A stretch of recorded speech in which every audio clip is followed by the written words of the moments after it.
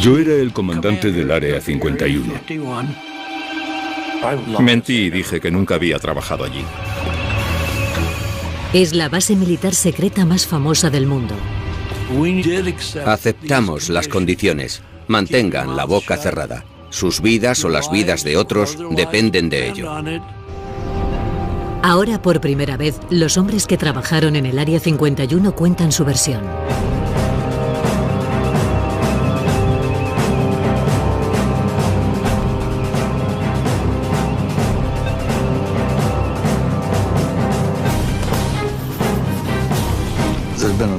Ha habido una enorme cantidad de información errónea, pero eso es fruto de la curiosidad natural de la gente.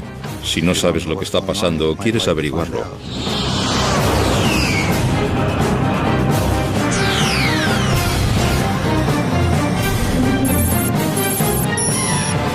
Los secretos del Área 51.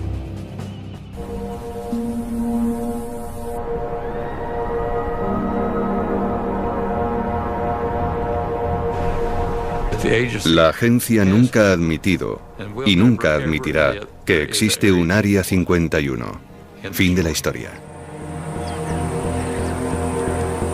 Fundada por la CIA en el año 1955 para desarrollar y poner a prueba los proyectos militares más secretos de los Estados Unidos, el Área 51 toma su nombre de un número de división por zonas en un mapa.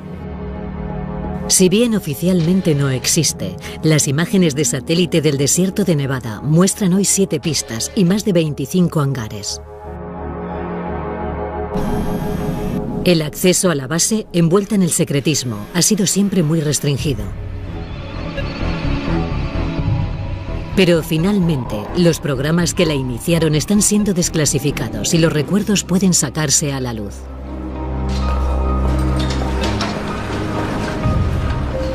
Era una verdadera guerra fría. Estamos hablando de bombas nucleares apuntando a todas las ciudades principales y era como entre dos personas, ¿quién va a golpear primero?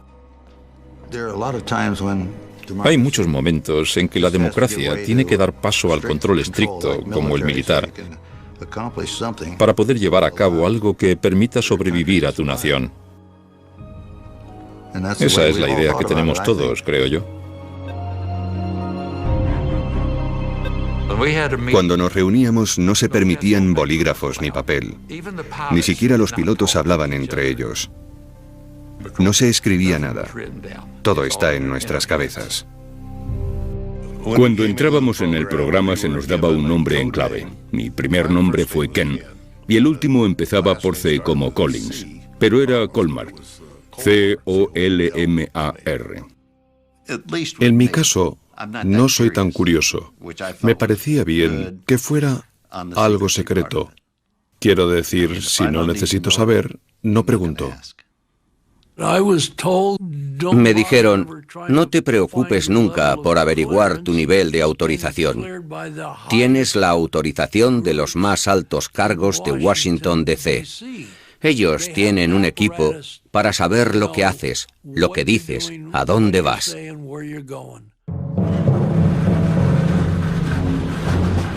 La base fue construida alrededor del lecho seco de un antiguo lago conocido como Groom Lake. Esto ofrecía ventajas evidentes. Necesitábamos un buen lugar para aterrizar, donde pudiéramos aterrizar en cualquier dirección y sentido, dependiendo de dónde soplara el viento, y un lago circular servía a ese propósito. Además, estaba protegido por la cadena de montañas que lo rodeaba, así que no era fácilmente visible. Liso como un cristal. Era increíble. Podía conducir el coche del personal a toda velocidad y no daba ni un solo bote. Era algo fantástico. Groom Lake era muy escueto, muy austero. Había hileras de caravanas en las que vivíamos. Y había un edificio multiusos donde comíamos. No teníamos televisión, ni siquiera teníamos radio. No había mujeres. Una vez fue una mujer de asuntos financieros de la CIA y se quedó a dormir una noche. Fue la única mujer que vi en todo ese tiempo. Rancho Paraíso fue el primer nombre que le dieron a las instalaciones.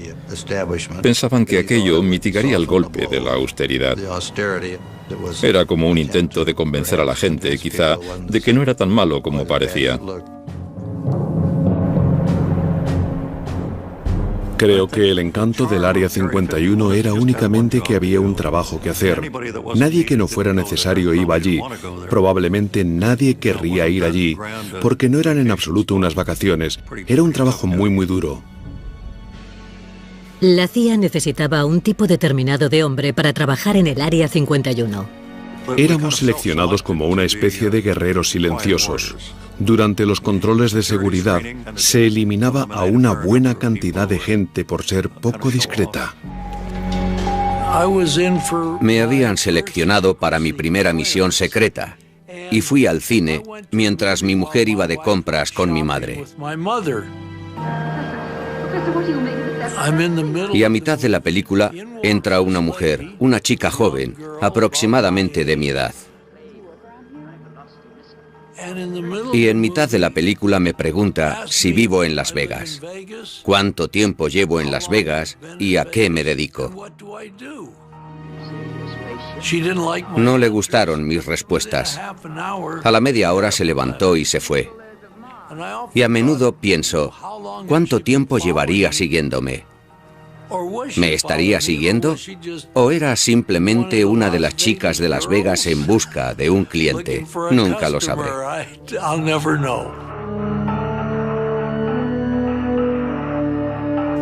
No nos dijeron cómo iba a ser, no teníamos ni idea.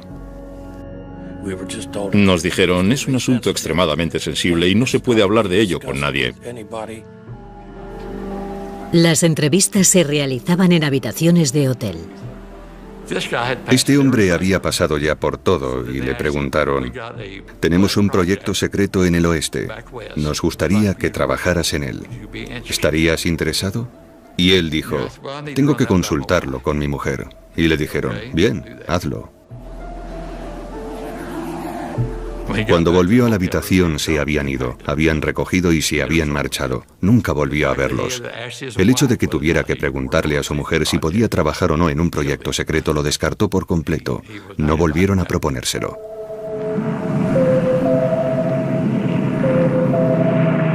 El Área 51 fue creada para un proyecto ultrasecreto llamado Aquatón. En 1955, miembros de la CIA, de las Fuerzas Aéreas y una división secreta de la Lockheed llegaron a Rancho Paraíso para comenzar a trabajar.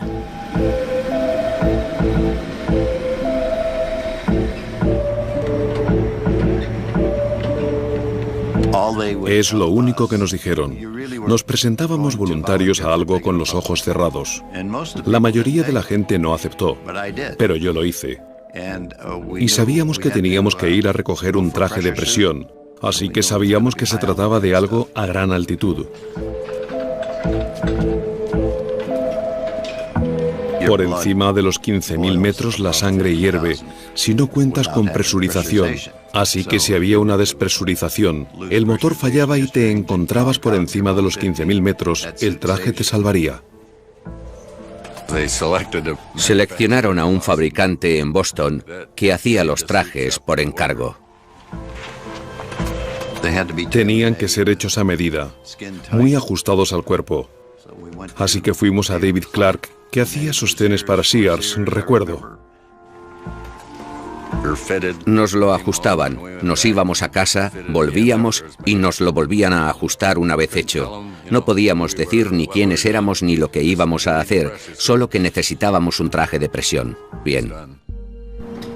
Cada kilo extra, incluso unas pequeñas ruedas, podían limitar la altitud de vuelo del U-2. Llevaba todo el combustible en el ala. Necesitaba algo para que los extremos de las alas no rozaran con el suelo, de manera que estaban allí solo para separar las alas del suelo, y en cuanto las alas se elevaban, las ruedas caían. A mí me gustaba despegar y subir haciendo espirales en vertical. La coartada del gobierno para el U-2 era que se estaba utilizando para investigaciones meteorológicas. Esa era nuestra tapadera. Sí, Escuadrón Meteorológico de Reconocimiento. Si no se trataba de un avión convencional, ¿qué es lo que vieron? Los U-2 volaban 3 veces más alto que un avión comercial y en ocasiones eran atisbados por los ciudadanos. No estoy seguro, pero creo que vi el reflejo del sol en una ventanilla, o portillas de observación de algún tipo. A mediados de la década de los 50 del siglo XX, cuando tanto la Guerra Fría como el interés de los estadounidenses por los ovnis estaban en pleno apogeo. Yo creo que era del espacio exterior, pero amistoso. El avión plateado en ocasiones creaba confusión. Era puro aluminio. Decíamos, ahí arriba parecemos una estrella brillando.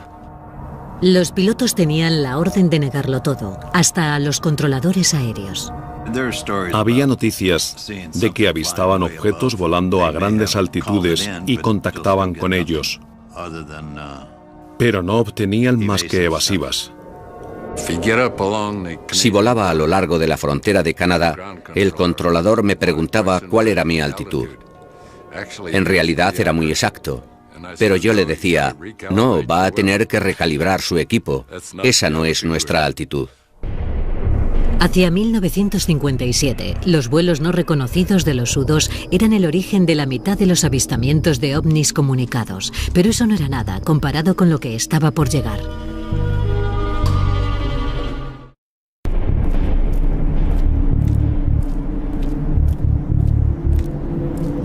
El Área 51 era un lugar tan remoto que la mayoría de los trabajadores viajaban semanalmente desde Burbank o Las Vegas.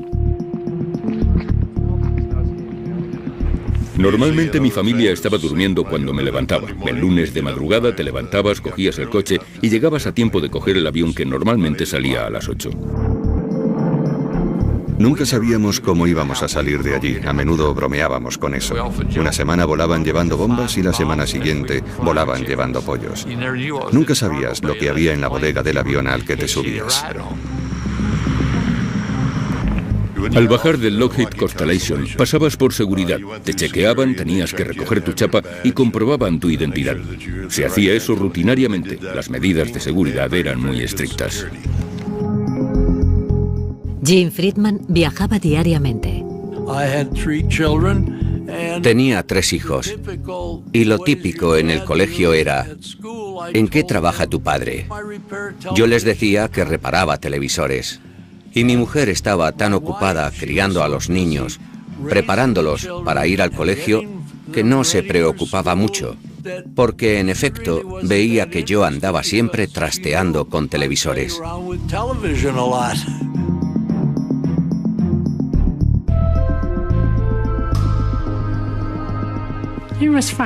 Todo estaba bien.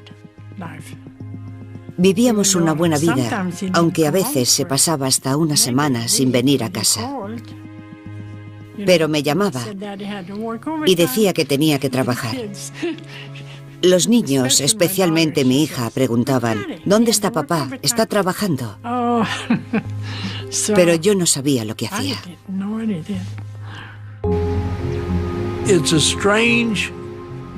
Es una rutina diaria extraña.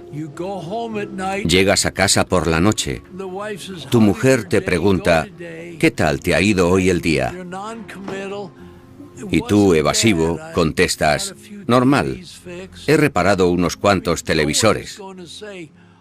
Porque no le iba a decir, oh cariño, hemos obtenido la sección radar cruzada del avión más secreto del mundo al milímetro. Sí, vale. Anda, ¿qué has hecho hoy? Nada. Ni siquiera podías hablar de ello. Enfrentémonos con serenidad a una realidad de nuestro tiempo, la posibilidad de que algún día se arrojen bombas atómicas sobre nuestras ciudades. Esa insistencia en el secretismo total se vio exacerbada por la paranoia de la Guerra Fría y el miedo generalizado a que la Unión Soviética pudiera destruir los Estados Unidos. Cada parte sospechaba de la otra, y ambas temían ser borradas del mapa por el primer ataque nuclear. No se confiaba en nadie, ni siquiera en los pilotos de pruebas del Área 51. En 1963, Ken Collins estrelló su avión en una misión de entrenamiento. Una semana después, aproximadamente, me dijeron, ¿Accederías a ser hipnotizado para establecer si has olvidado decirnos algo o no? Y dije, por supuesto. Y trajeron a un superpsiquiatra, como yo digo, desde Boston.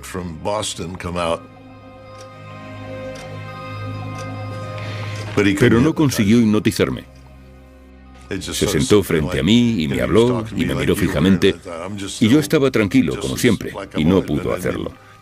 No funcionó.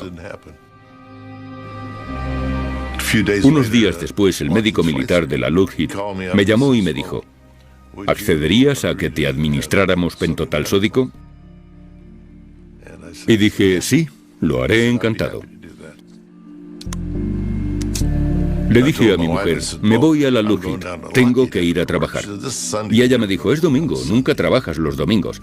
Y le dije, bueno, es algo especial. Y me dijo, bien. Sobre las 6 de la tarde, ese mismo día, me llevaron a casa. Yo seguía bajo los efectos del pentotal sódico y me tiraron en una silla en la sala de estar y se despidieron y se marcharon sin más. No le dijeron ni una palabra a mi mujer. Dijeron, ahí tienes el coche, toma las llaves. Y mi mujer estaba enfadadísima porque pensaba que había estado bebiendo con aquellos tipos. Pero en definitiva, al final se estableció que lo que les había contado era todo, que lo que les había contado era la verdad. Cuando una de esas bombas estalla, decenas de miles de toneladas... El gobierno trabajaba contrarreloj para desarrollar armas todavía más potentes y decidió situar su base secreta, el Área 51, al lado de su campo de pruebas nucleares. Pónganse las gafas. Estaba justo en medio del área de pruebas nucleares en Nevada. Y a nadie le entusiasmaba la idea de ir allí. Creo que la privacidad era muy importante para realizar el trabajo y que permaneciera en el máximo secreto. Pero con las más de 450 explosiones nucleares que tuvieron lugar entre 1955 y 1968, la localización tenía sus inconvenientes. Cuando provocaban explosiones nucleares allí, por supuesto se nos informaba siempre de que teníamos que evacuar.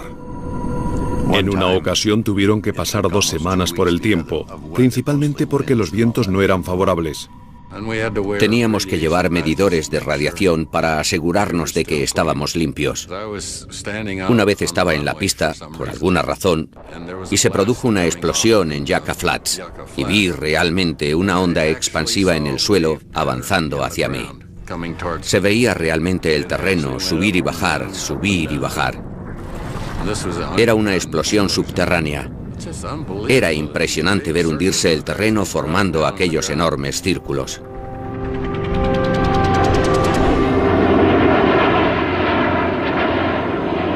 Acuciados por las presiones de la Guerra Fría, los Estados Unidos temían que el proyecto fundador del Área 51, el U-2, empezara a ser ya vulnerable a los misiles soviéticos.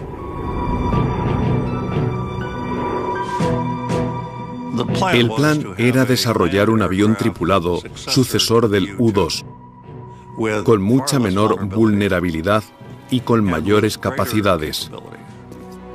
Muy pocas personas en la agencia, la CIA, lo sabían.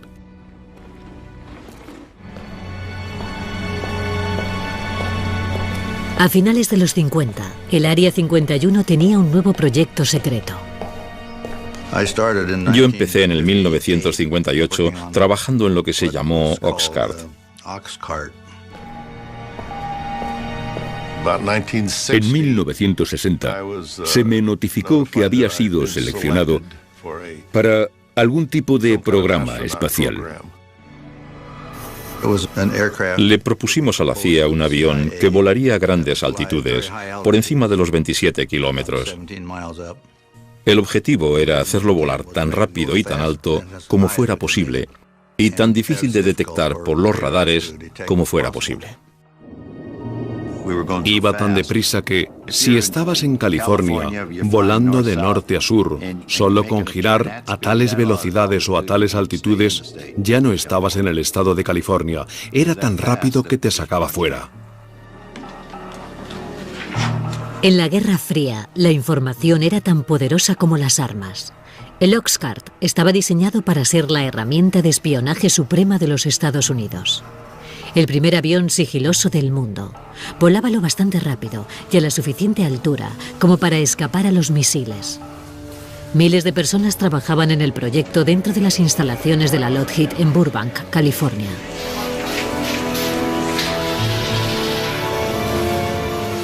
Pero a pesar de la escala de producción, el proyecto permaneció en secreto. El proyecto Oxcart era un proyecto especializado donde los haya. Era lo máximo que se había hecho hasta entonces. El avión tenía que soportar las altas temperaturas provocadas por la fricción del aire al atravesar la atmósfera a 3.000 kilómetros por hora. El 93% del Oxcart era titanio, un material que nadie había utilizado hasta entonces para hacer un avión. Y si quieres un montón de titanio, tienes que hacer tratos con la Unión Soviética. ¿Cómo la CIA consiguió ese material de los soviéticos? Hasta lo que yo sé, continúa siendo un secreto. No sé cómo lo hicieron. No sé quién lo hizo, pero conseguimos el titanio que necesitábamos.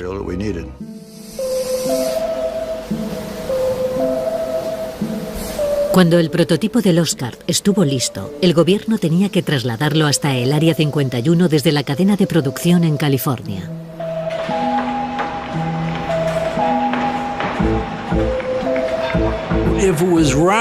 Si era redondo, lo metían en una caja cuadrada. Si era cuadrado, lo metían en una caja redonda. Era demasiado largo y las alas sobresalían mucho, así que se separaron las partes y fueron transportadas desde Burbank hasta las instalaciones de Groom Lake. No quieres que un tráiler tan enorme circule por una autopista muy transitada, así que lo hacíamos subrepticiamente cuando no había nadie cerca. Requirió la colaboración de la Patrulla de Carreteras de California, la Patrulla de Carreteras de Nevada, la CIA y no sé cuántos más. Hubo que despejar el camino hasta allí. Hubo que cortar árboles, nivelar las cunetas de la autopista para descargar las cajas.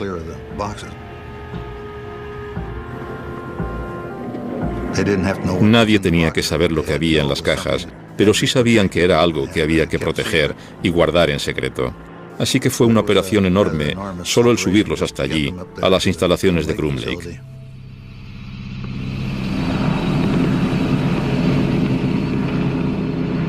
Ken Collins fue uno de los primeros pilotos que vio el Oxcart nada más llegar al Área 51.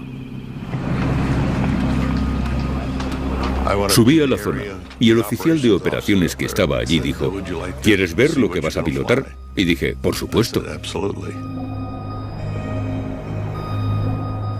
Y fuimos hacia el hangar. Y la única luz que había era la que entraba por las altas ventanas y se veía allí al fondo, en penumbra. Ese avión largo, magnífico. Era increíble. La primera impresión que te daba era la de una nave espacial. Dentro del Área 51, cerca de 2.000 trabajadores tenían un objetivo común: completar el proyecto secreto supremo. Hay muchas cosas que la gente no necesita saber. Por eso el Área 51 es algo tan mítico, porque no saben lo que pasa allí.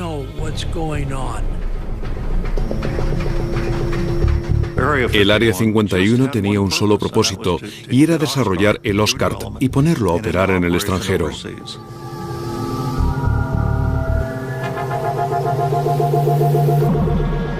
Casi todo lo referente al Oxcart ha estado clasificado durante décadas. Algo más se sabe de su sucesor, el emblemático SR-71 Blackbird. Pero hoy salen a la luz atisbos del Oxcart.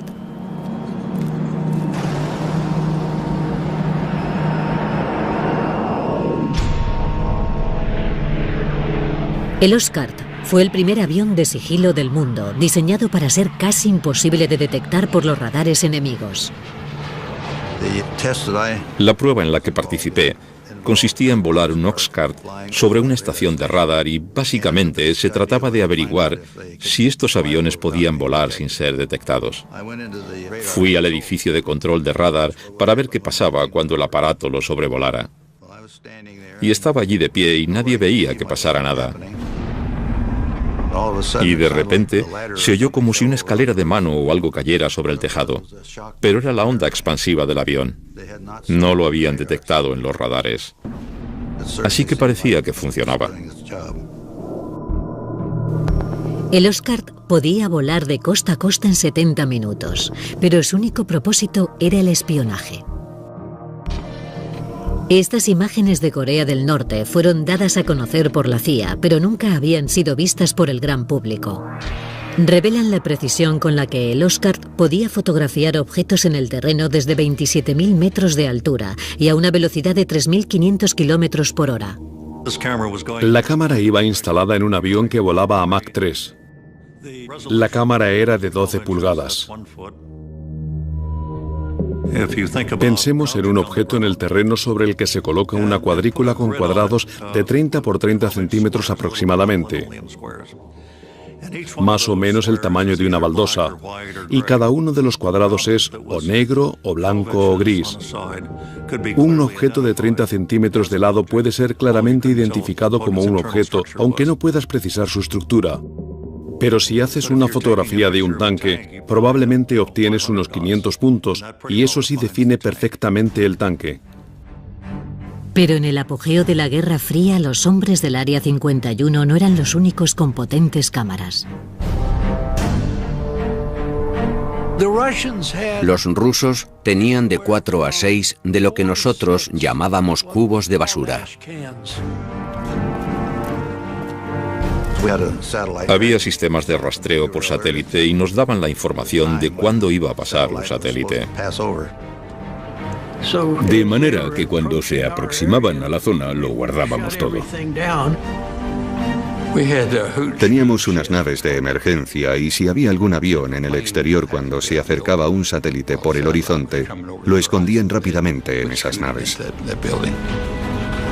Pero los trabajadores en ocasiones tenían que colocar un prototipo del Oxcart sobre un poste para probar su efectividad como avión de sigilo. Y con los soviéticos espiando desde arriba, esto representaba un problema.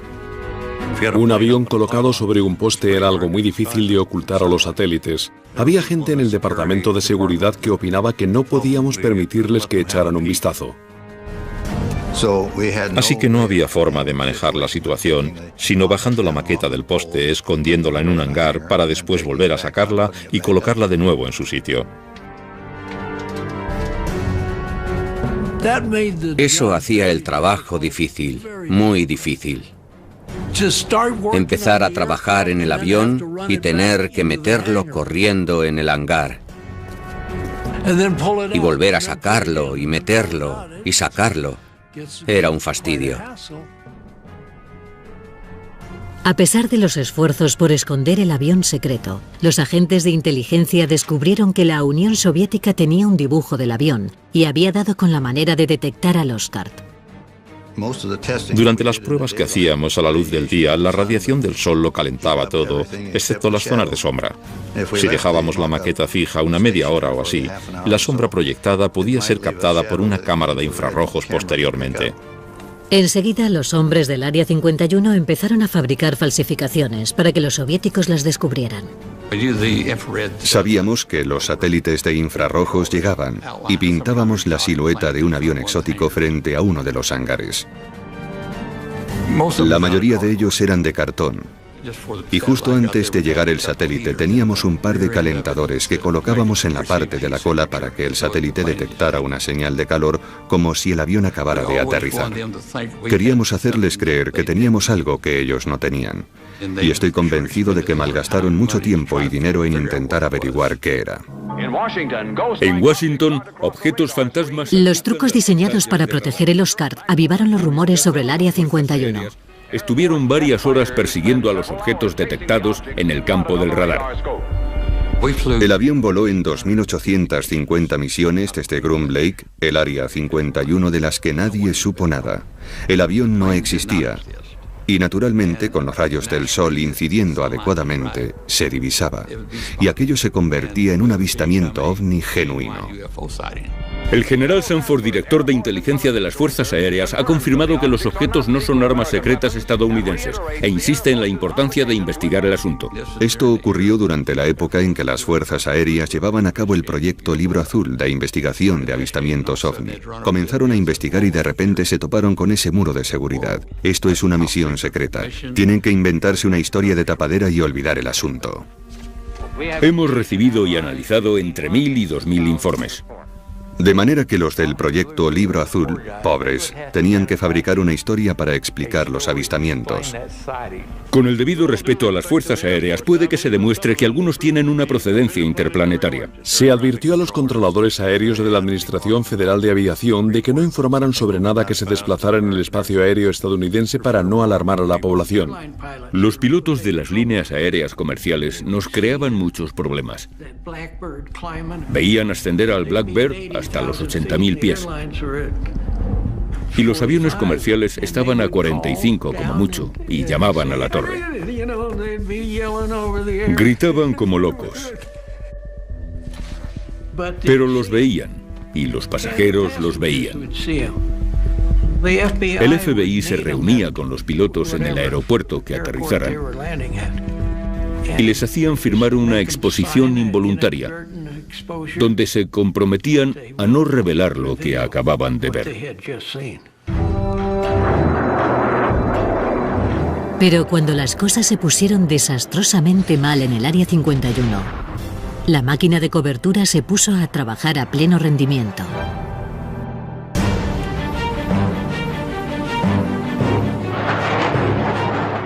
A pesar del secretismo que rodea al Oscar, comienzan a salir a la luz décadas después los indicios del primer percance sufrido. Era una prueba de motor subsónica y a baja altitud. Teníamos problemas para acelerar el motor hasta Mach 3. Volamos saliendo del área hacia el norte. Alcanzamos los 25.000 pies y nos dirigimos después en sentido sur y nos metimos en turbulencias. Algo no iba bien. Estaba entrando en pérdida, pero no lo indicaba. Enseguida el avión cabeceó y ascendió. Se dio la vuelta y entró en barrena plana. No había salida. Así que lo mejor era eyectarme. Y me eyecté. Hacia abajo, porque estaba boca abajo.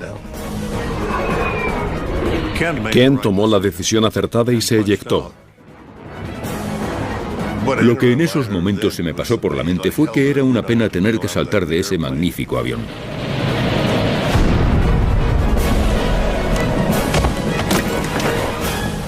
Aterrizó en algún lugar cerca de Wendover, Utah. Aterricé y plegué el paracaídas. Supuse que lo necesitaría porque probablemente pasaría allí la noche y tendría que utilizarlo para dormir en él. Mi lista de chequeo se había desencuadernado y empecé a buscar y recoger algunas de las páginas. Todas eran clasificadas y con el sello de secreto. Los papeles que iba recogiendo me los metí en el bolsillo, creo, y apareció una camioneta dando botes por el desierto. Había 3 tipos en su interior. Me sorprendió verlos. Dijeron, vamos, sube, te llevamos hasta tu avión. Y yo dije, no, es un F-105. Esa era la coartada que utilizábamos. Y tiene un arma nuclear a bordo. Y me dijeron, sube de una vez, nos largamos, no vamos a quedarnos aquí. Y subí delante con ellos. Éramos 4 en la parte delantera.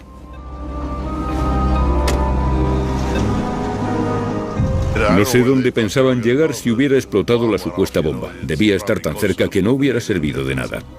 Después de la advertencia de Collins, después de su mentirijilla, no creo que tuvieran muchas ganas de acercarse a mirar.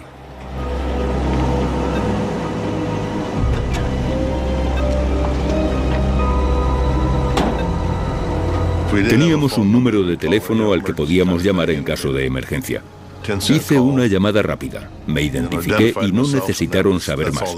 Y les dije dónde estaba.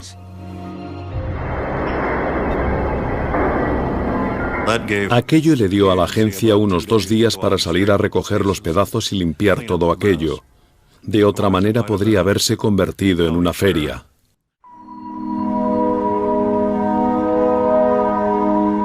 Esta es la primera vez que salen a la luz las fotos del esfuerzo del gobierno por limpiar la escena del accidente.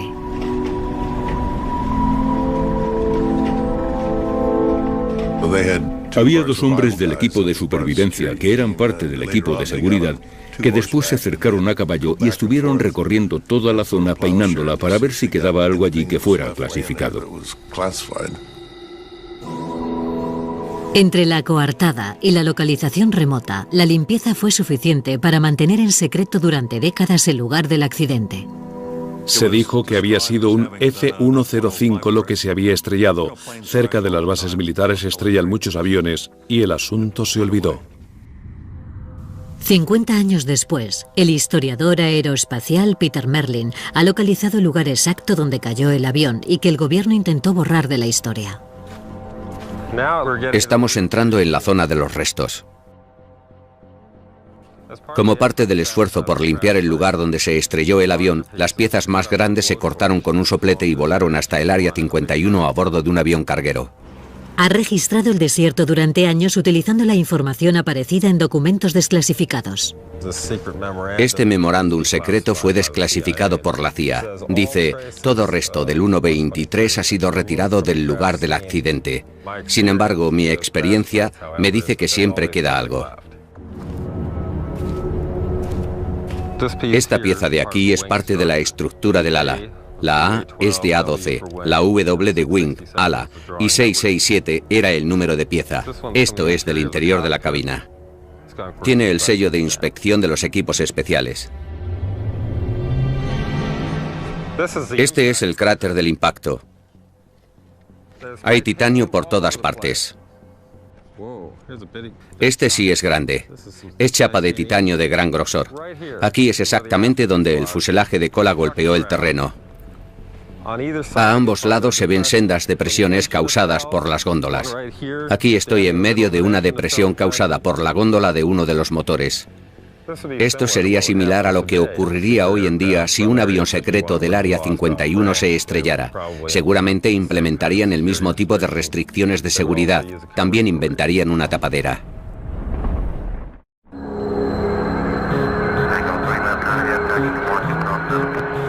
Aeropuerto McCarran, Las Vegas. En la actualidad, un hangar privado para aviones sin marcar. Todos los días laborables, los trabajadores hacen el mismo viaje al Área 51, que se repite ininterrumpidamente desde los días del U-2 y el Oscar. Aquellos primeros programas convirtieron al Área 51 en el hogar permanente para los proyectos secretos de los Estados Unidos.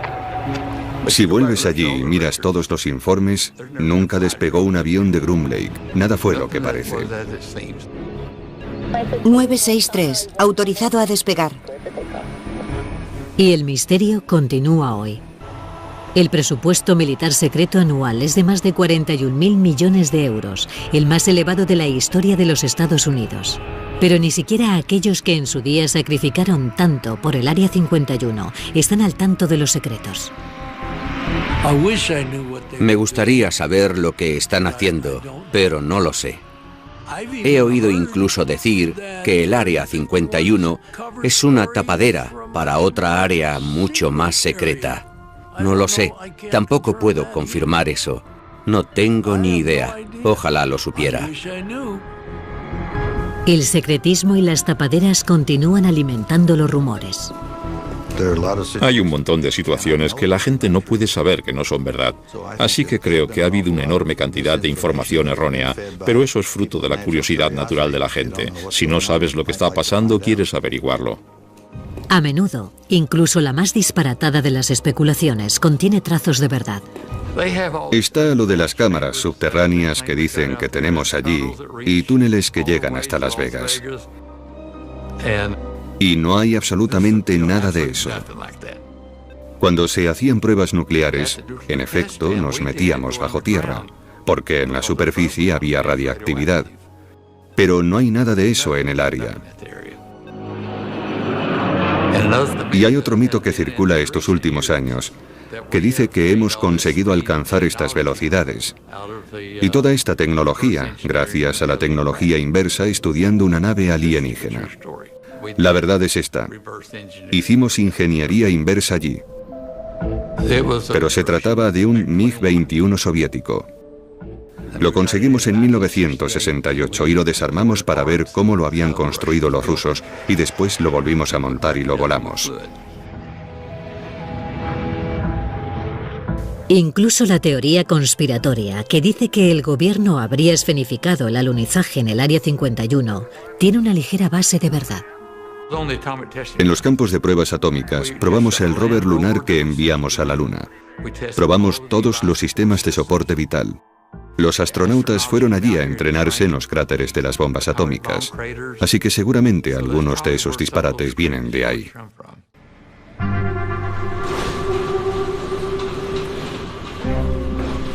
Creo que cuando la gente firmaba para el Oscar o el U-2, se comprometía a no revelarlo nunca. Y así la gente decía, mire, esto es como un secreto de familia, nos iremos con él a la tumba. Era un honor, un gran honor, tener un trabajo con ese nivel de confianza depositada en mí, siendo un chaval de campo. Se depositó mucha confianza en personas como yo, que trabajaron allí.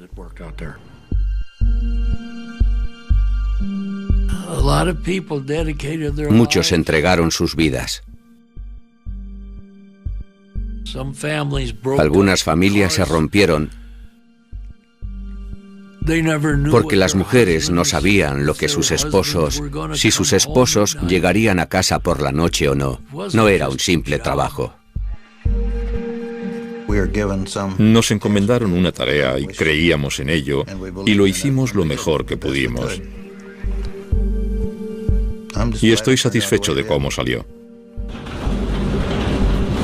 Pero por lo que se refiere a lo que ocurría en el Área 51, lo único que sabemos con seguridad es que nunca lo sabremos todo. Les he contado como el 5% de lo que ocurría. Solo les he contado parte de la historia, en serio. Tengo que ser honesto.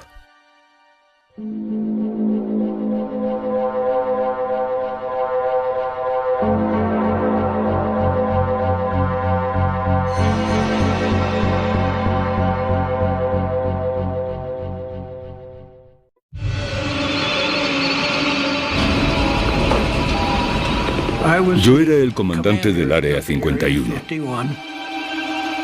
Mentí y dije que nunca había trabajado allí. Es la base militar secreta más famosa del mundo. Aceptamos las condiciones. Mantengan la boca cerrada. Sus vidas o las vidas de otros dependen de ello. Ahora, por primera vez, los hombres que trabajaron en el Área 51 cuentan su versión.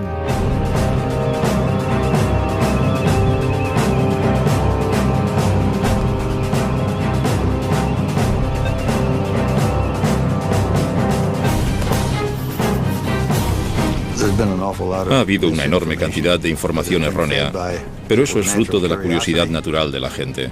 Si no sabes lo que está pasando, quieres averiguarlo.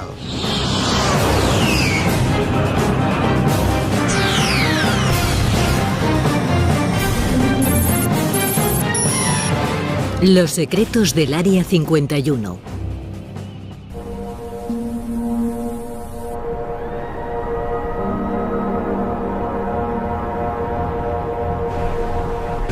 La agencia nunca ha admitido y nunca admitirá que existe un Área 51.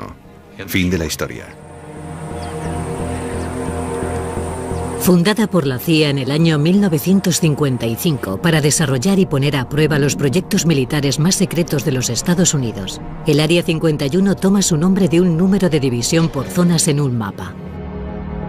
Si bien oficialmente no existe, las imágenes de satélite del desierto de Nevada muestran hoy 7 pistas y más de 25 hangares. El acceso a la base, envuelta en el secretismo, ha sido siempre muy restringido. Pero finalmente, los programas que la iniciaron están siendo desclasificados y los recuerdos pueden sacarse a la luz.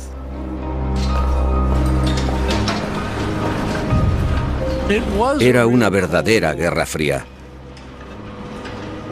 Estamos hablando de bombas nucleares apuntando a todas las ciudades principales, y era como entre dos personas, ¿quién va a golpear primero? Hay muchos momentos en que la democracia tiene que dar paso al control estricto, como el militar, para poder llevar a cabo algo que permita sobrevivir a tu nación. Esa es la idea que tenemos todos, creo yo. Cuando nos reuníamos no se permitían bolígrafos ni papel. Ni siquiera los pilotos hablaban entre ellos. No se escribía nada. Todo está en nuestras cabezas.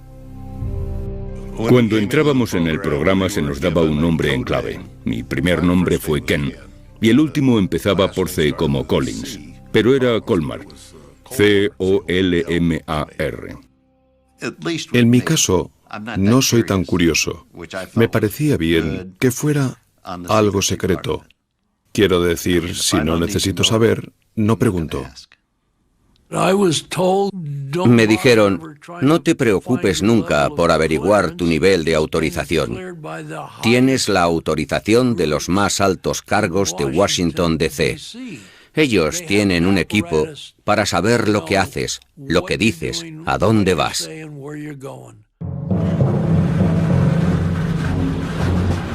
La base fue construida alrededor del lecho seco de un antiguo lago conocido como Groom Lake. Esto ofrecía ventajas evidentes. Necesitábamos un buen lugar para aterrizar, donde pudiéramos aterrizar en cualquier dirección y sentido, dependiendo de dónde soplara el viento, y un lago circular servía a ese propósito. Además, estaba protegido por la cadena de montañas que lo rodeaba, así que no era fácilmente visible. Liso como un cristal. Era increíble. Podía conducir el coche del personal a toda velocidad y no daba ni un solo bote. Era algo fantástico.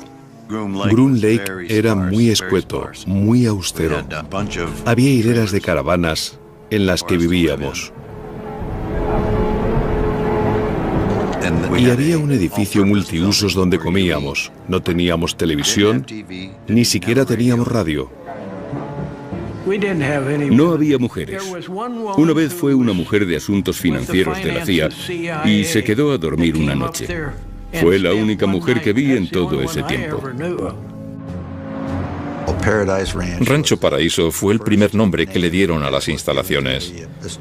Pensaban que aquello mitigaría el golpe de la austeridad. Era como un intento de convencer a la gente, quizá, de que no era tan malo como parecía. Creo que el encanto del Área 51 era únicamente que había un trabajo que hacer. Nadie que no fuera necesario iba allí. Probablemente nadie querría ir allí, porque no eran en absoluto unas vacaciones. Era un trabajo muy duro. La CIA necesitaba un tipo determinado de hombre para trabajar en el Área 51. Éramos seleccionados como una especie de guerreros silenciosos. Durante los controles de seguridad se eliminaba a una buena cantidad de gente por ser poco discreta. Me habían seleccionado para mi primera misión secreta y fui al cine mientras mi mujer iba de compras con mi madre. Y a mitad de la película entra una mujer, una chica joven, aproximadamente de mi edad. Y en mitad de la película me pregunta si vivo en Las Vegas, cuánto tiempo llevo en Las Vegas y a qué me dedico. No le gustaron mis respuestas. A la media hora se levantó y se fue. Y a menudo pienso, ¿cuánto tiempo llevaría siguiéndome? ¿Me estaría siguiendo? ¿O era simplemente una de las chicas de Las Vegas en busca de un cliente? Nunca lo sabré.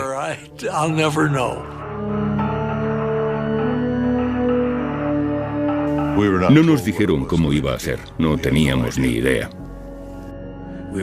Nos dijeron, es un asunto extremadamente sensible y no se puede hablar de ello con nadie. Las entrevistas se realizaban en habitaciones de hotel. Este hombre había pasado ya por todo y le preguntaron: tenemos un proyecto secreto en el oeste. Nos gustaría que trabajaras en él. ¿Estarías interesado? Y él dijo: tengo que consultarlo con mi mujer. Y le dijeron: bien, hazlo. Cuando volvió a la habitación se habían ido, habían recogido y se habían marchado. Nunca volvió a verlos. El hecho de que tuviera que preguntarle a su mujer si podía trabajar o no en un proyecto secreto lo descartó por completo. No volvieron a proponérselo.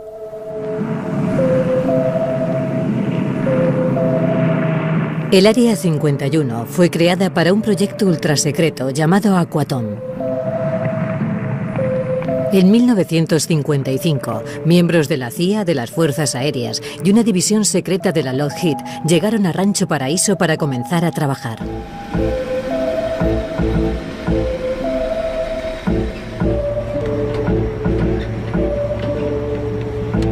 Es lo único que nos dijeron.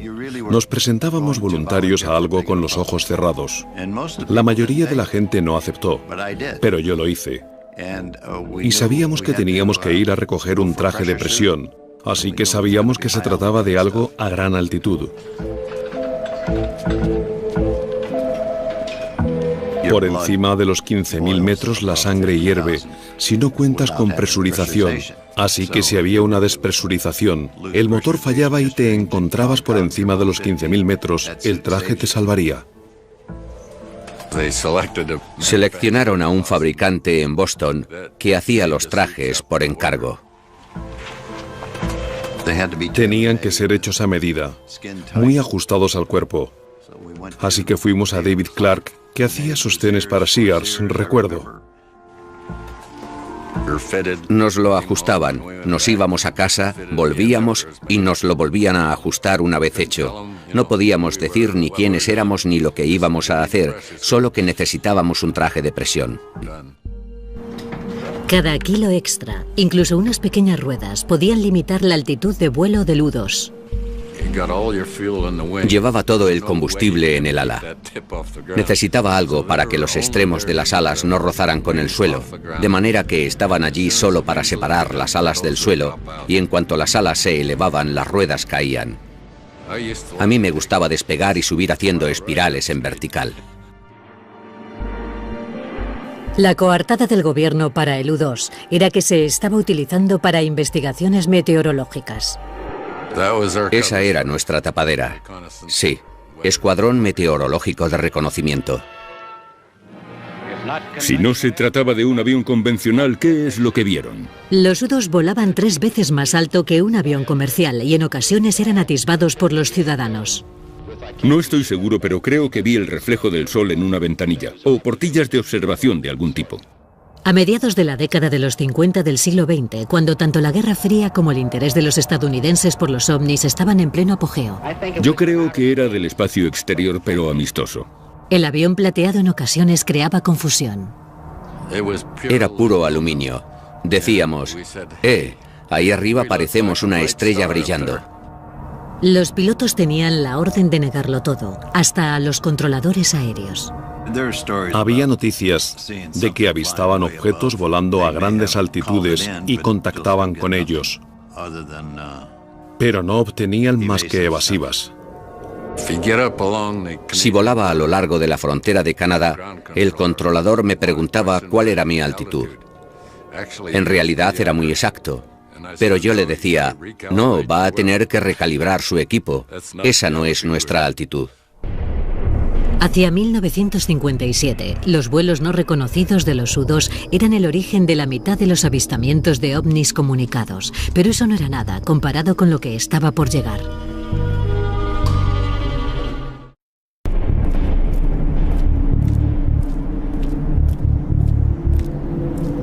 El Área 51 era un lugar tan remoto que la mayoría de los trabajadores viajaban semanalmente desde Burbank o Las Vegas. Normalmente mi familia estaba durmiendo cuando me levantaba. El lunes de madrugada te levantabas, cogías el coche y llegabas a tiempo de coger el avión que normalmente salía a las 8. Nunca sabíamos cómo íbamos a salir de allí. A menudo bromeábamos con eso. Una semana volaban llevando bombas y la semana siguiente volaban llevando pollos. Nunca sabías lo que había en la bodega del avión al que te subías. Al bajar del Lockheed Constellation, pasabas por seguridad, te chequeaban, tenías que recoger tu chapa y comprobaban tu identidad. Se hacía eso rutinariamente. Las medidas de seguridad eran muy estrictas. Jim Friedman viajaba diariamente. Tenía 3 hijos. Y lo típico en el colegio era: ¿en qué trabaja tu padre? Yo les decía que reparaba televisores. Y mi mujer estaba tan ocupada criando a los niños, preparándolos para ir al colegio, que no se preocupaba mucho, porque en efecto veía que yo andaba siempre trasteando con televisores.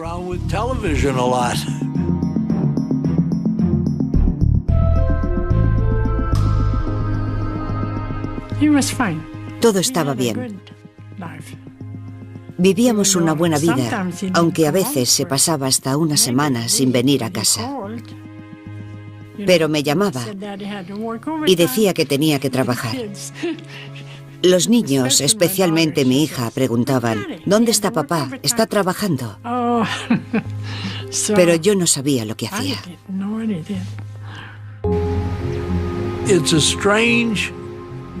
Es una rutina diaria extraña. Llegas a casa por la noche. Tu mujer te pregunta: ¿qué tal te ha ido hoy el día? Y tú, evasivo, contestas: normal. He reparado unos cuantos televisores. Porque no le iba a decir: oh, cariño, hemos obtenido la sección radar cruzada del avión más secreto del mundo al milímetro. Sí, vale. Anda, ¿qué has hecho hoy? Nada. Ni siquiera podías hablar de ello. Enfrentémonos con serenidad a una realidad de nuestro tiempo, la posibilidad de que algún día se arrojen bombas atómicas sobre nuestras ciudades. Esa insistencia en el secretismo total se vio exacerbada por la paranoia de la Guerra Fría y el miedo generalizado a que la Unión Soviética pudiera destruir los Estados Unidos. Cada parte sospechaba de la otra, y ambas temían ser borradas del mapa por el primer ataque nuclear. No se confiaba en nadie, ni siquiera en los pilotos de pruebas del Área 51.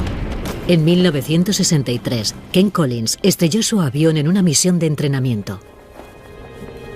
Una semana después, aproximadamente, me dijeron: ¿accederías a ser hipnotizado para establecer si has olvidado decirnos algo o no? Y dije: por supuesto. Y trajeron a un superpsiquiatra, como yo digo, desde Boston.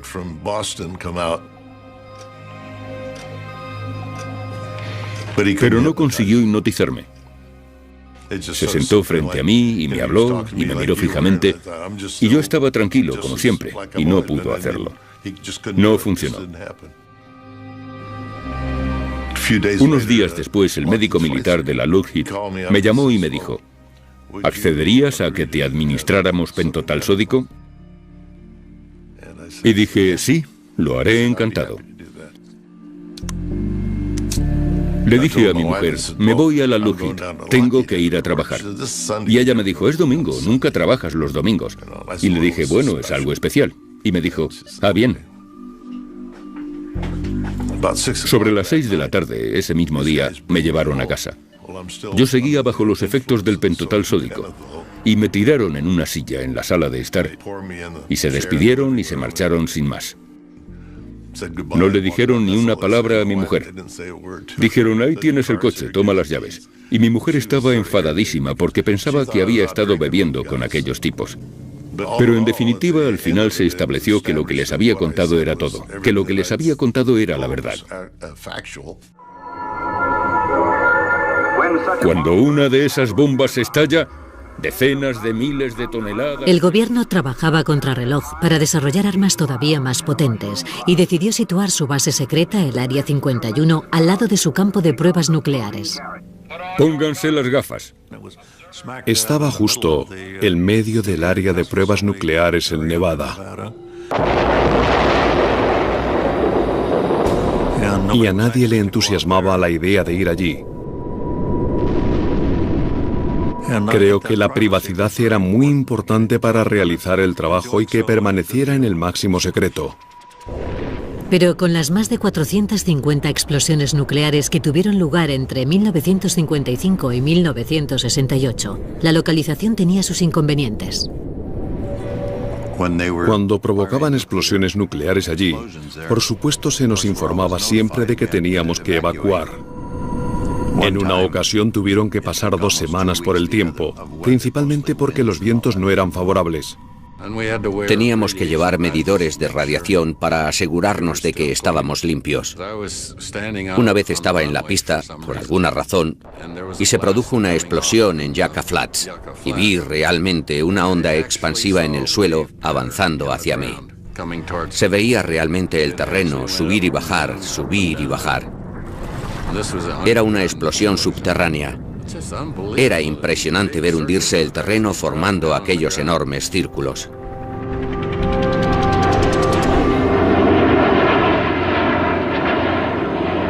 Acuciados por las presiones de la Guerra Fría, los Estados Unidos temían que el proyecto fundador del Área 51, el U-2, empezara a ser ya vulnerable a los misiles soviéticos.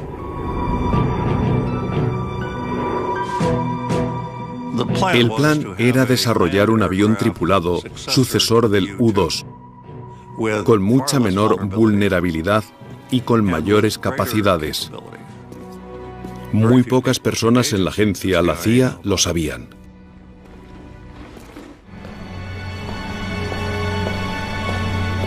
A finales de los 50, el Área 51 tenía un nuevo proyecto secreto. Yo empecé en el 1958 trabajando en lo que se llamó Oxcart. En 1960 se me notificó que había sido seleccionado para algún tipo de programa espacial. Le propusimos a la CIA un avión que volaría a grandes altitudes, por encima de los 27 kilómetros. El objetivo era hacerlo volar tan rápido y tan alto como fuera posible, y tan difícil de detectar por los radares como fuera posible. Iba tan deprisa que, si estabas en California, volando de norte a sur, solo con girar a tales velocidades o a tales altitudes, ya no estabas en el estado de California. Era tan rápido que te sacaba fuera. En la Guerra Fría, la información era tan poderosa como las armas. El Oxcart estaba diseñado para ser la herramienta de espionaje suprema de los Estados Unidos. El primer avión sigiloso del mundo. Volaba lo bastante rápido y a la suficiente altura como para escapar a los misiles.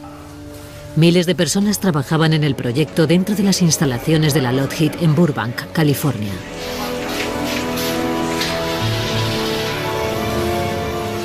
Pero a pesar de la escala de producción, el proyecto permaneció en secreto. El proyecto Oxcart era un proyecto especializado donde los haya. Era lo máximo que se había hecho hasta entonces. El avión tenía que soportar las altas temperaturas provocadas por la fricción del aire al atravesar la atmósfera a 3.000 kilómetros por hora. El 93% del Oxcart era titanio, un material que nadie había utilizado hasta entonces para hacer un avión. Y si quieres un montón de titanio, tienes que hacer tratos con la Unión Soviética. ¿Cómo la CIA consiguió ese material de los soviéticos? Hasta lo que yo sé, continúa siendo un secreto. No sé cómo lo hicieron. No sé quién lo hizo, pero conseguimos el titanio que necesitábamos.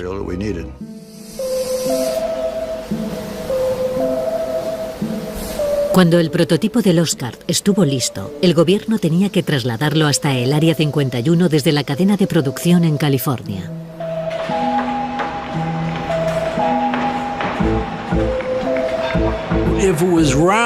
Si era redondo, lo metían en una caja cuadrada. Si era cuadrado, lo metían en una caja redonda. Era demasiado largo y las alas sobresalían mucho, así que se separaron las partes y fueron transportadas desde Burbank hasta las instalaciones de Groom Lake. No quieres que un tráiler tan enorme circule por una autopista muy transitada, así que lo hacíamos subrepticiamente cuando no había nadie cerca. Requirió la colaboración de la Patrulla de Carreteras de California, la Patrulla de Carreteras de Nevada, la CIA y no sé cuántos más. Hubo que despejar el camino hasta allí. Hubo que cortar árboles, nivelar las cunetas de la autopista para descargar las cajas.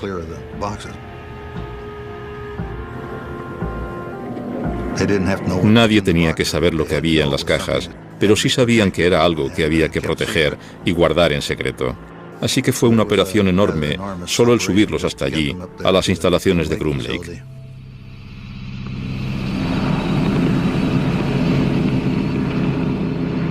Ken Collins fue uno de los primeros pilotos que vio el Oscar nada más llegar al Área 51.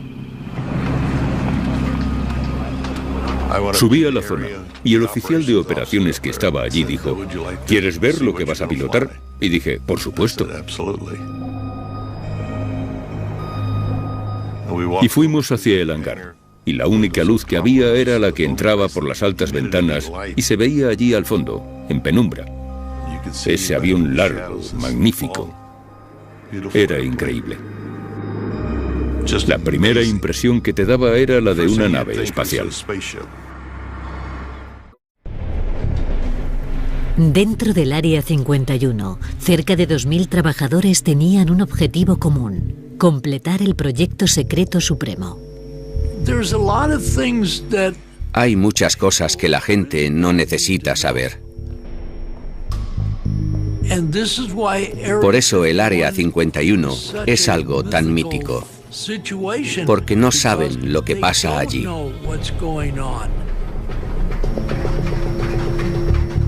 El Área 51 tenía un solo propósito, y era desarrollar el Oscar y ponerlo a operar en el extranjero.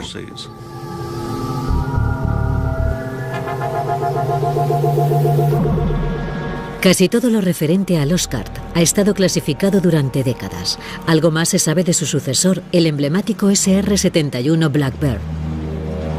Pero hoy salen a la luz atisbos del Oscar.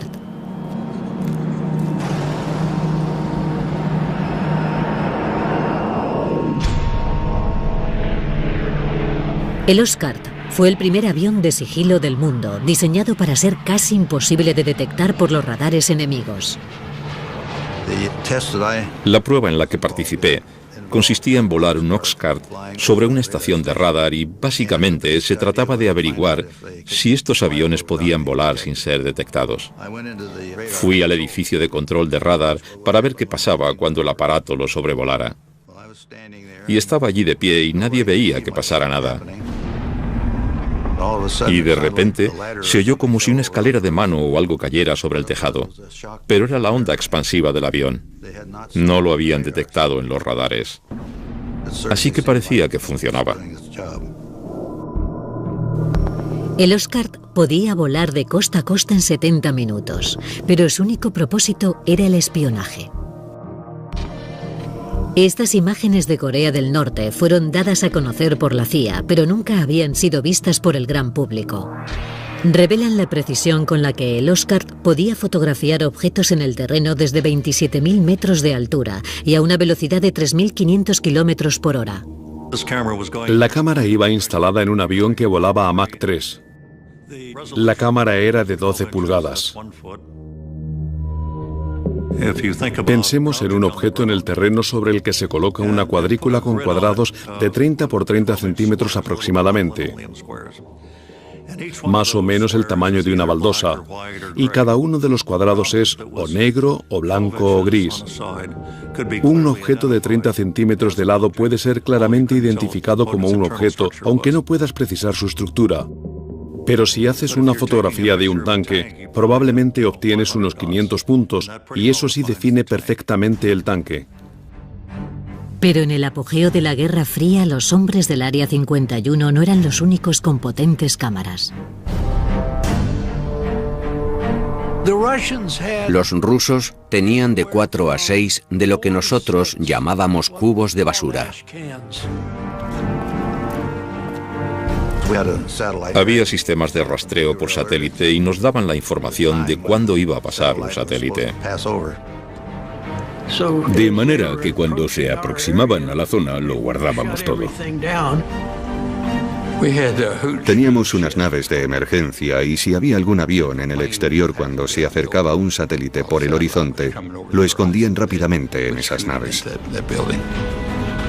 Pero los trabajadores en ocasiones tenían que colocar un prototipo del Oscar sobre un poste para probar su efectividad como avión de sigilo. Y con los soviéticos espiando desde arriba, esto representaba un problema. Un avión colocado sobre un poste era algo muy difícil de ocultar a los satélites. Había gente en el departamento de seguridad que opinaba que no podíamos permitirles que echaran un vistazo. Así que no había forma de manejar la situación, sino bajando la maqueta del poste, escondiéndola en un hangar para después volver a sacarla y colocarla de nuevo en su sitio. Eso hacía el trabajo difícil, muy difícil. Empezar a trabajar en el avión y tener que meterlo corriendo en el hangar. Y volver a sacarlo y meterlo y sacarlo. Era un fastidio. A pesar de los esfuerzos por esconder el avión secreto, los agentes de inteligencia descubrieron que la Unión Soviética tenía un dibujo del avión y había dado con la manera de detectar al Oscar. Durante las pruebas que hacíamos a la luz del día, la radiación del sol lo calentaba todo, excepto las zonas de sombra. Si dejábamos la maqueta fija una media hora o así, la sombra proyectada podía ser captada por una cámara de infrarrojos posteriormente. Enseguida, los hombres del Área 51 empezaron a fabricar falsificaciones para que los soviéticos las descubrieran. Sabíamos que los satélites de infrarrojos llegaban y pintábamos la silueta de un avión exótico frente a uno de los hangares. La mayoría de ellos eran de cartón. Y justo antes de llegar el satélite teníamos un par de calentadores que colocábamos en la parte de la cola para que el satélite detectara una señal de calor como si el avión acabara de aterrizar. Queríamos hacerles creer que teníamos algo que ellos no tenían. Y estoy convencido de que malgastaron mucho tiempo y dinero en intentar averiguar qué era. En Washington, objetos fantasmas... Los trucos diseñados para proteger el Oscar avivaron los rumores sobre el Área 51. Estuvieron varias horas persiguiendo a los objetos detectados en el campo del radar. El avión voló en 2.850 misiones desde Groom Lake, el Área 51 de las que nadie supo nada. El avión no existía. Y naturalmente, con los rayos del sol incidiendo adecuadamente, se divisaba. Y aquello se convertía en un avistamiento ovni genuino. El general Sanford, director de inteligencia de las Fuerzas Aéreas, ha confirmado que los objetos no son armas secretas estadounidenses e insiste en la importancia de investigar el asunto. Esto ocurrió durante la época en que las Fuerzas Aéreas llevaban a cabo el proyecto Libro Azul de investigación de avistamientos ovni.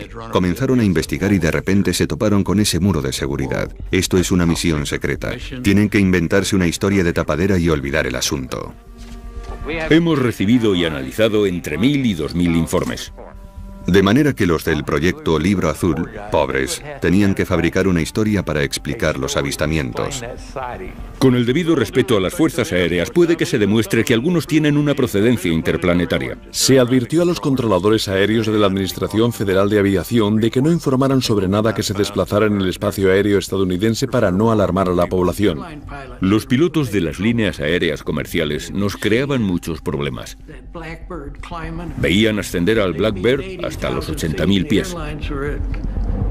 Y los aviones comerciales estaban a 45 como mucho y llamaban a la torre.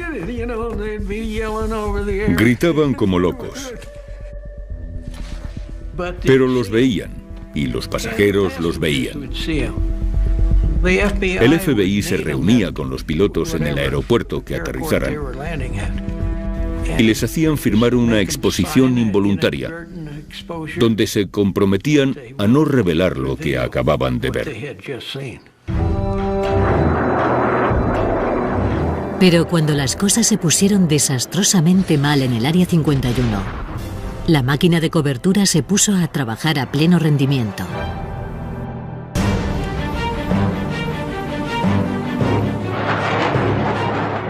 A pesar del secretismo que rodea al Oscar, comienzan a salir a la luz décadas después los indicios del primer percance sufrido. Era una prueba de motor subsónica y a baja altitud. Teníamos problemas para acelerar el motor hasta Mach 3. Volamos saliendo del área hacia el norte. Alcanzamos los 25.000 pies y nos dirigimos después en sentido sur y nos metimos en turbulencias. Algo no iba bien. Estaba entrando en pérdida, pero no lo indicaba. Enseguida el avión cabeceó y ascendió. Se dio la vuelta y entró en barrena plana. No había salida. Así que lo mejor era eyectarme. Y me eyecté. Hacia abajo, porque estaba boca abajo. Ken tomó la decisión acertada y se eyectó. Lo que en esos momentos se me pasó por la mente fue que era una pena tener que saltar de ese magnífico avión.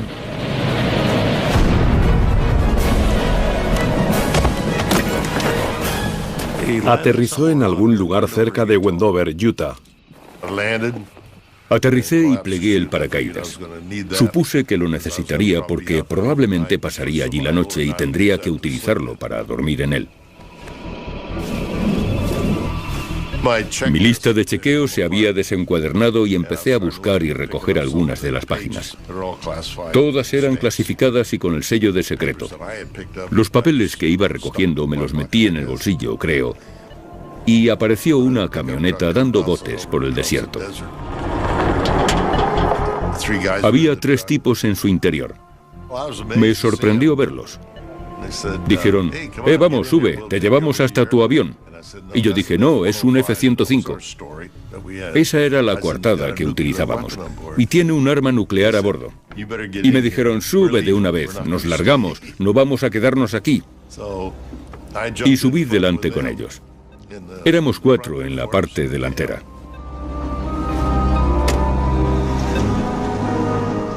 No sé dónde pensaban llegar si hubiera explotado la supuesta bomba. Debía estar tan cerca que no hubiera servido de nada. Después de la advertencia de Collins, después de su mentirijilla, no creo que tuvieran muchas ganas de acercarse a mirar.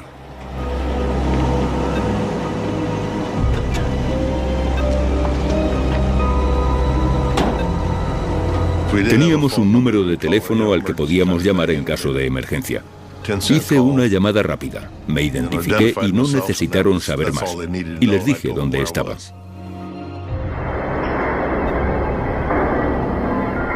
Aquello le dio a la agencia unos 2 días para salir a recoger los pedazos y limpiar todo aquello. De otra manera podría haberse convertido en una feria.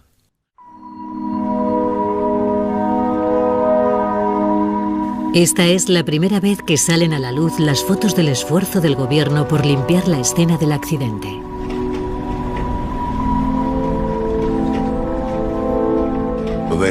Había 2 hombres del equipo de supervivencia que eran parte del equipo de seguridad que después se acercaron a caballo y estuvieron recorriendo toda la zona peinándola para ver si quedaba algo allí que fuera clasificado. Entre la coartada y la localización remota, la limpieza fue suficiente para mantener en secreto durante décadas el lugar del accidente. Se dijo que había sido un F-105 lo que se había estrellado. Cerca de las bases militares se estrellan muchos aviones y el asunto se olvidó. 50 años después, el historiador aeroespacial Peter Merlin ha localizado el lugar exacto donde cayó el avión y que el gobierno intentó borrar de la historia. Estamos entrando en la zona de los restos. Como parte del esfuerzo por limpiar el lugar donde se estrelló el avión, las piezas más grandes se cortaron con un soplete y volaron hasta el Área 51 a bordo de un avión carguero. Ha registrado el desierto durante años utilizando la información aparecida en documentos desclasificados. Este memorándum secreto fue desclasificado por la CIA. Dice, todo resto del 1-23 ha sido retirado del lugar del accidente. Sin embargo, mi experiencia me dice que siempre queda algo. Esta pieza de aquí es parte de la estructura del ala. La A es de A12, la W de wing, ala, y 667 era el número de pieza. Esto es del interior de la cabina. Tiene el sello de inspección de los equipos especiales. Este es el cráter del impacto. Hay titanio por todas partes. Este sí es grande. Es chapa de titanio de gran grosor. Aquí es exactamente donde el fuselaje de cola golpeó el terreno. A ambos lados se ven sendas depresiones causadas por las góndolas. Aquí estoy en medio de una depresión causada por la góndola de uno de los motores. Esto sería similar a lo que ocurriría hoy en día si un avión secreto del Área 51 se estrellara. Seguramente implementarían el mismo tipo de restricciones de seguridad. También inventarían una tapadera.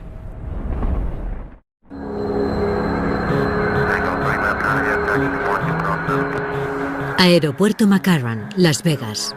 En la actualidad, un hangar privado para aviones sin marcar. Todos los días laborables, los trabajadores hacen el mismo viaje al Área 51, que se repite ininterrumpidamente desde los días del U-2 y el Oscar. Aquellos primeros programas convirtieron al Área 51 en el hogar permanente para los proyectos secretos de los Estados Unidos. Si vuelves allí y miras todos los informes, nunca despegó un avión de Groom Lake. Nada fue lo que parece. 963, autorizado a despegar. Y el misterio continúa hoy. El presupuesto militar secreto anual es de más de 41.000 millones de euros, el más elevado de la historia de los Estados Unidos. Pero ni siquiera aquellos que en su día sacrificaron tanto por el Área 51 están al tanto de los secretos. Me gustaría saber lo que están haciendo, pero no lo sé. He oído incluso decir que el Área 51 es una tapadera para otra área mucho más secreta. No lo sé, tampoco puedo confirmar eso. No tengo ni idea. Ojalá lo supiera. El secretismo y las tapaderas continúan alimentando los rumores. Hay un montón de situaciones que la gente no puede saber que no son verdad. Así que creo que ha habido una enorme cantidad de información errónea, pero eso es fruto de la curiosidad natural de la gente. Si no sabes lo que está pasando, quieres averiguarlo.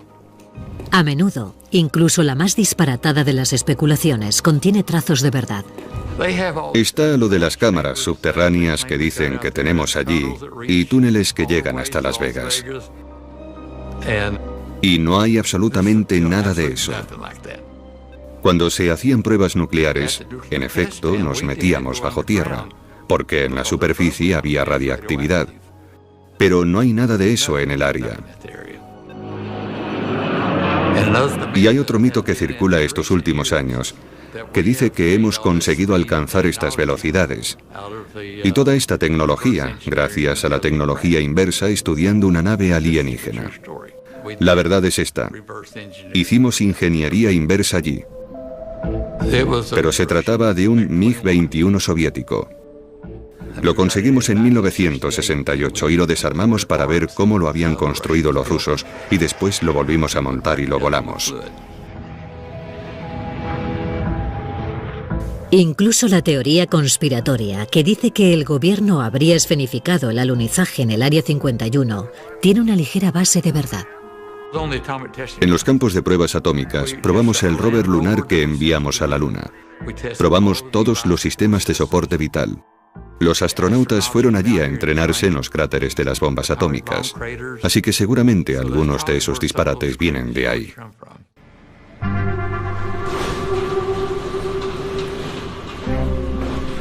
Creo que cuando la gente firmaba para el Oscar o el U-2, se comprometía a no revelarlo nunca.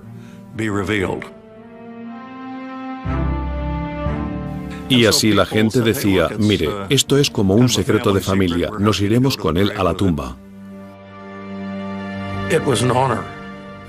Era un honor, un gran honor, tener un trabajo con ese nivel de confianza depositada en mí, siendo un chaval de campo. Se depositó mucha confianza en personas como yo, que trabajaron allí.